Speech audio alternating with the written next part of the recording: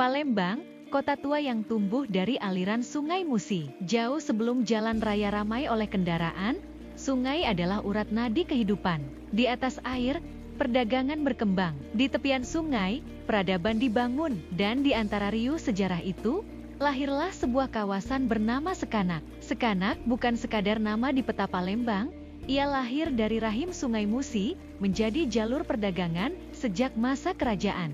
Di air yang tenang ini, ribuan transaksi terjadi, menjadikannya pusat ekonomi jauh sebelum kolonial menjejakkan kaki.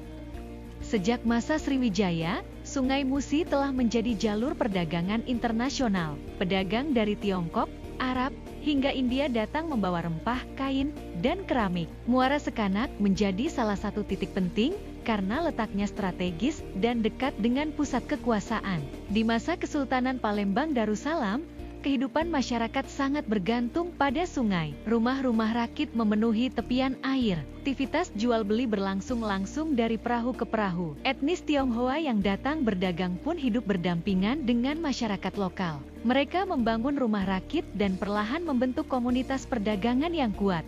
Namun sejarah berubah ketika kolonial Belanda mulai menguasai Palembang. Aturan baru diterapkan. Masyarakat Tionghoa tidak lagi hanya tinggal di rumah rakit. Mereka diperbolehkan berdagang di daratan. Maka lahirlah Pasar Sekanak, sebuah kawasan yang menjadi simbol perpindahan pusat ekonomi dari sungai menuju daratan. Ruko-ruko mulai dibangun berjajar. Sebagian menjadi tempat tinggal, sebagian lagi menjadi toko perdagangan.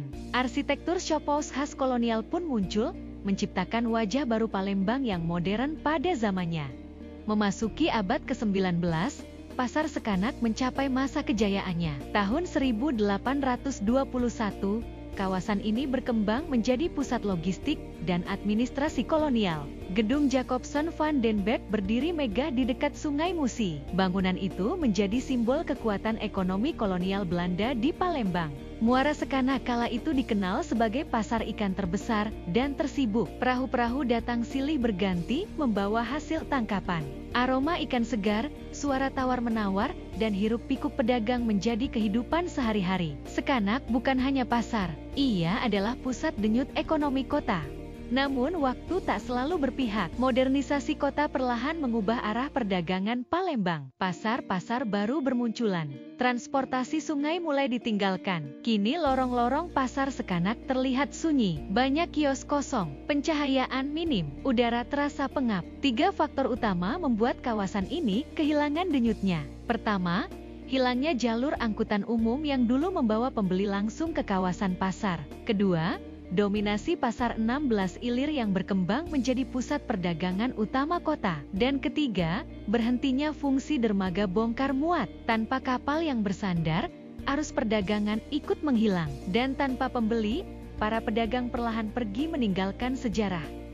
Meski meredup, Sekanak belum kehilangan harapan. Kawasan ini masih menyimpan kekayaan budaya dan kuliner khas Palembang. Pempek, kerupuk kemplang, hingga jajanan tradisional tetap menjadi daya tarik yang hidup di tengah bangunan tua. Pemerintah kota pun mencoba menghidupkan kembali kawasan ini melalui program Sekanak Bersolek menjelang Asian Games 2018.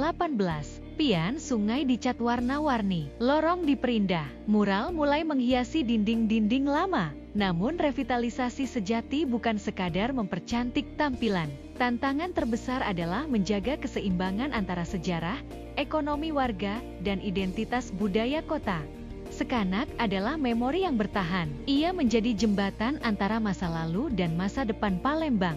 Menjaganya bukan hanya soal bangunan tua atau cat warna-warni, tetapi menjaga ingatan bahwa di tempat inilah jejak perdagangan modern Palembang pertama kali tumbuh di daratan. Sebuah riwayat yang tak boleh padam.